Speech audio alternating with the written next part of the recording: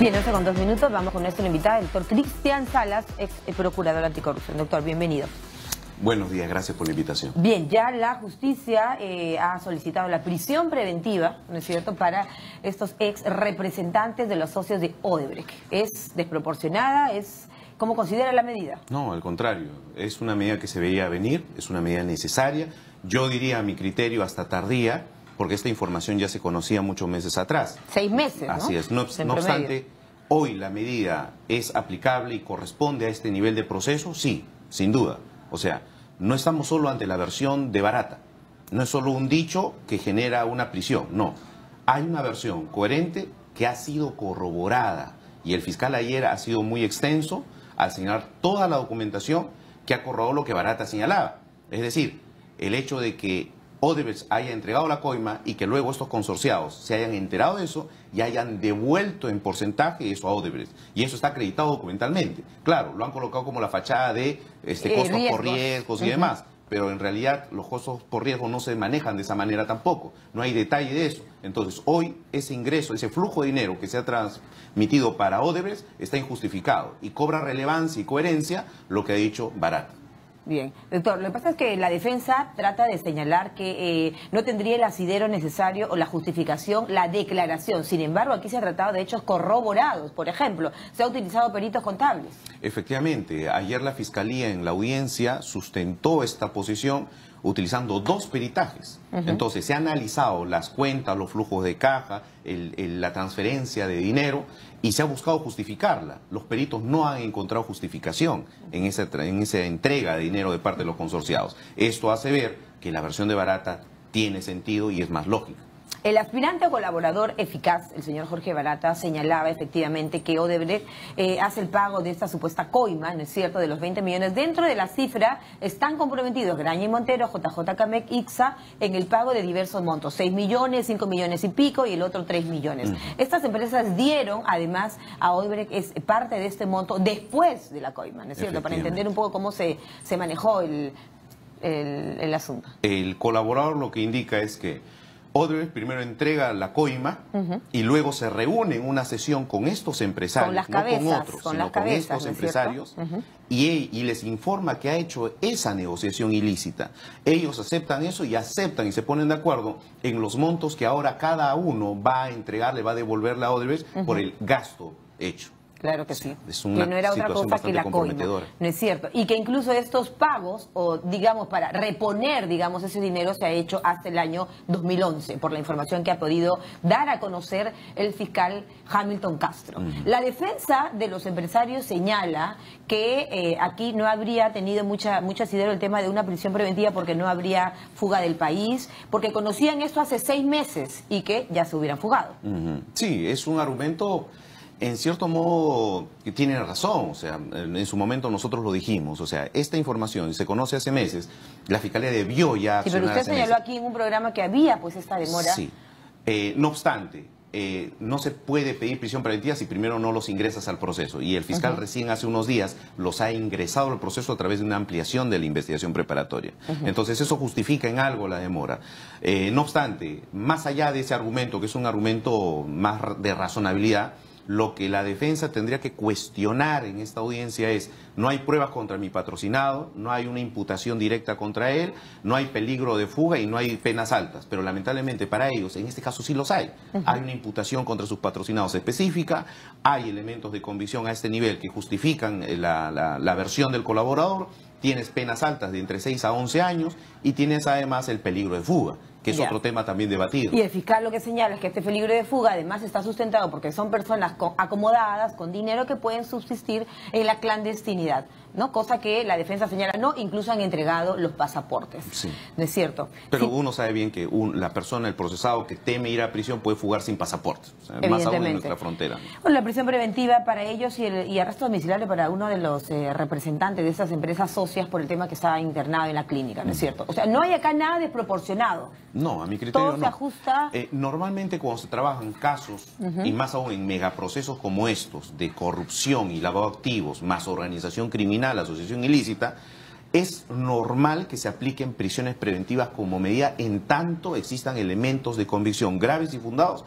que las justifiquen, además del peligro procesal. Perfecto. Mientras eso ocurra, es normal este tipo de medidas. La defensa también ha dicho que podría ser esta una figura de chivo expiatorio por las denuncias contra el fiscal de la Nación. No, yo creo que ese ya es un argumento muy ligero de algún colega de la defensa, puesto que aquí lo que hay que analizar es eso. Hay datos objetivos que justifican lo que el colaborador y el fiscal están planteando, sí los hay. Hubo una corroboración de, porque uno se pregunta, o sea, no me puedes meter a la cárcel sobre la base de lo que ha dicho una persona, un aspirante a colaborador eficaz, ¿no es cierto? Pero ¿qué indicios tuvo la fiscalía, que luego han sido sustentados por ella misma, pero también recibidos por el juez para determinar la prisión preventiva? Efectivamente. ¿Qué Tienes indicios? la colaboración, los peritajes contables, la documentación de las empresas, o sea, tienes una cantidad de documentación que te permite lanzar este tipo de imputación, a diferencia del caso Susana Villarán, donde solo tienes declaración de colaborador y está en proceso de verificación.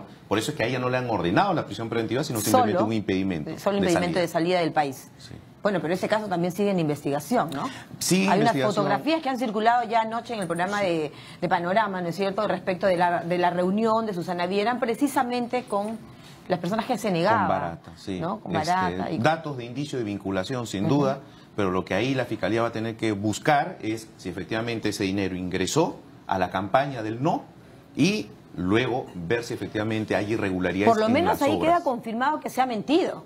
Sí. ¿O no? Se Doctor, negó las inicialmente. fotos están ahí. Ese contacto esa se reunión, negó. en el 2013, en marzo, antes de la revocatoria, justamente. Así es. ¿No es cierto? Sí. O sea, ¿qué va a pasar en este caso? ¿Podríamos tener de pronto una secuencia parecida? Ella era una funcionaria. De corroborarse la versión del propio Barata, con documentos y otros testigos, no me extrañaría que en un par de meses tengamos también un pedido de prisión preventiva contra la señora Villarán y su entorno. Dios, vamos a esperar qué pasa, porque usted señalaba antes que la justicia iba lento, ahora ya tenemos a 4 o a 5 empresarios con prisión preventiva, tenemos una exalcaldesa, pero en el caso Odebrecht hay mucho más, es un poquito nada más de lo que parece va a haber. Sí. ¿Qué pasa con Toledo? ¿Qué pasa con la igualdad de condiciones, entiendo ahora, entre el expresidente Humala, el expresidente Toledo y así sucesivamente? Sí, en el caso de los procesos contra Ollanta Humala y Alejandro Toledo estamos casi en vías paralelas y estamos en situaciones muy similares. Colusión, acuerdo con Odebrecht y sus consorciados para direccionar obras millonarias. En ambos lo mismo, gasoducto, caso Humala, interoceánica, caso Toledo. Tenemos lo mismo. Lo que está faltando en el caso Humala, ¿qué cosa es? Esto. Y estoy seguro que pronto ya llega. Es decir, incluir a los empresarios en el tema del gasoducto. Eso es lo que se viene. También los van a incluir ahí. ¿Por qué? Porque en ambos estamos hablando de delitos de colusión. El delito de colusión es un delito de encuentro. Funcionario se pone de acuerdo con empresario en un contrato millonario del Estado para beneficiarlo. Correcto. Ya, entonces aquí, ya en el caso Toledo, se está ingresando a los particulares, a los empresarios. Ya tiene funcionarios, faltan más funcionarios sin duda. Perdón, pero un momentito, estamos hablando de empresarios de Toledo, que no aparece, que está fugado, que no se le logra traer, ¿no es cierto? Pero también me refiero a funcionarios públicos. Así es, o sea, nos falta más. ¿cómo se ha operado? Sí, nos falta más. ¿Ministros? En el caso de la interoceánica, estoy seguro que vamos a tener luego parlamentarios involucrados. Recuerda tú que el proyecto de la carretera interoceánica es aprobado como necesidad pública e interés nacional por el Congreso de la República. Ahí hubo algo extraño que aceleró eso. Se hizo en un par de días esa aprobación, cosa que no ocurre. Igual en el gobierno de Humala, entonces. Así es. Y luego una serie de normativas, decretos supremos y demás que coadyuvaron a que ese proyecto se impulsara irregularmente. Lo sacaron del control de Contraloría y demás. Todo ese nivel de funcionarios va a tener que ser investigado acá. No es solo Toledo. Hay una serie de ministros, congresistas y funcionarios de menor rango que van a tener que ser ingresados a este proceso. Entonces estamos hablando de la parte que no es solo Humala. Así es. O sea, obviamente. Toledo o quien pueda Humala, tocarle, sí, ¿no es cierto? Toledo, Humala o los presidentes solos no hicieron todo este proyecto, este trámite. No, hay un conjunto de funcionarios que tienen que ingresar. Funcionarios, empresarios, ¿no es cierto? Claro. Bueno, en el delito de colusión, ¿cuál es la pena? Tenemos, dependiendo, si es una colusión simple, tenemos hasta unos 11 años. Si tenemos una colusión grave, 15 años. ¿Lavado de activos? Depende también. Si es un caso leve, podemos tener 10 años. calculando beneficios. Si es agravada porque el sujeto es funcionario público y demás agravantes que la misma ley establece, podemos tener hasta 20 años. Perfecto. En los casos de, bueno, se ha señalado en algún momento el tema de las iniciales, OH, AG, por otro lado está la alcaldesa, la exalcaldesa Villarán, Keiko Fujimori. Hay una serie de indicios todavía que se van, por supuesto, son materia de investigación, ¿no es cierto? ¿Cómo ve usted el panorama general? Todos bajo sospecha. Esa es la regla que considero el investigador tiene hoy y es correcta, siguiendo el patrón de lavallato a nivel internacional. Si uno ve... Sí, pero son varias, son 7, ¿no? Si uno ve 5, el esquema... 7. En realidad en lavallato a nivel internacional son 17. Wow. Aquí en Perú, todas no actuaron, pero sí un gran número. Entonces aquí... ¿Cuántas en el Perú? Tenemos 7 empresas. Entonces aquí solo estamos viendo hasta ahora Odebrecht y por ahí OAS. Un poquito. Nos falta todavía abrir más el abanico y se van a comprometer mucho más, estoy seguro. Hay que ver el panorama internacional y aplicarlo al Perú. Si uno ve el esquema de corrupción en República Dominicana, en Panamá, en Colombia, en México, vas a ver similitudes, obras ficticias, sin justificación. Ahora, el modus etcétera. operandi siempre era el mismo, ¿no es cierto? Ir a las cabezas, pero también establecer, como usted me señalaba antes, el aspecto legal. Sí. ¿Cómo? ¿Por qué Odebrecht o estas empresas no coimearon, que es lo más fácil, a los funcionarios de menor rango, a los del comité de selección, a los de proinversión? ¿Por qué no directo a ellos? ¿Por qué tenían que ir hasta los presidentes? Las cabezas, exacto. Porque los gobernantes de turno le daban la posibilidad de darle toda una normativa, un esquema legal a favor de sus proyectos. Correcto. Por eso es que buscaban los presidentes. Por eso es que están involucrados no solamente... O sea, ¿a qué nivel de poderes del Estado estamos hablando? El máximo nivel, a nivel de toda la región. Por eso tienes presidentes en todos los países vinculados a eso. Vinculados a Odebrecht, es una manera, ¿no? Bueno, ¿qué queda ahora? Traer a Toledo también interoceánica, porque estamos hablando de todo eso tiene que ver con la interoceánica. Sí, hasta ahora el caso de la interoceánica ya tiene funcionario, ya tiene particulares, ya tienes un caso de colusión.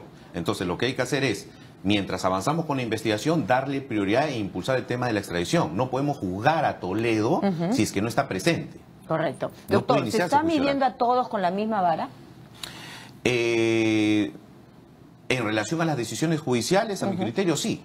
En relación a las decisiones judiciales. En relación a si hay algunos defectos en fiscalía que no ingresa aún a ciertas personas en la investigación o no profundiza o no pide algunas medidas de inmediato, podríamos cuestionar. Lo cierto es que poco a poco ya estamos viendo resultados. Y lo que hay que hacer es dejar a la fiscalía trabajar, desarrollar su función, y eso no quiere decir que uno no pueda cuestionar. Si uno cuestiona es porque justamente quiere, al igual que la Fiscalía, estoy seguro, que estos casos se esclarezcan. ¿Qué va a hacer la defensa de los representantes de los socios de Odebrecht? La apelar, obviamente. Entiendo que van a apelar la decisión, es lo que legalmente procede, y será una sala superior la que decida si la motivación del juez ¿Tiene es la correcta. alguna expectativa de esa apelación?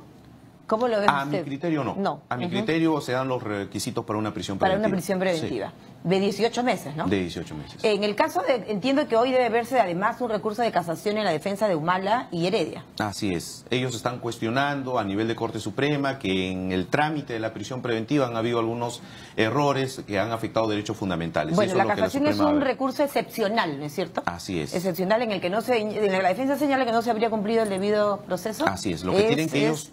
¿Es así? Sustentar en la Suprema, la defensa, lo que tienen que sustentar allí es que en la tramitación se afectó un derecho fundamental o el debido proceso. Entonces, en base a ello, la Corte Suprema analiza si eso es cierto o no. Perfecto. ¿Qué se nos va de las manos? El tema de las marrocas, ¿qué ha pasado? Bueno, hay un tema ahí, ¿no es cierto?, en relación a que si se ponían las marrocas o no, en el caso de empresarios, de la detención. Lo cierto es que hoy...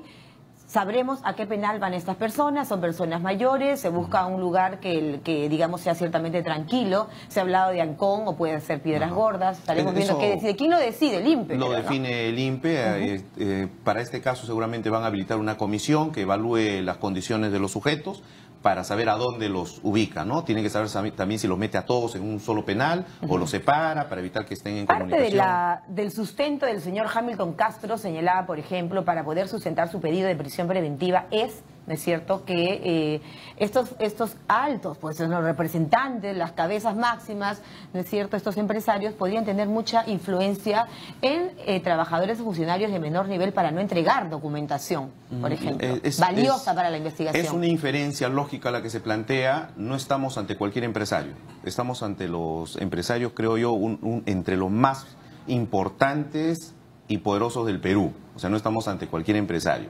Entonces, Aquí lo que hay que entender es lo siguiente.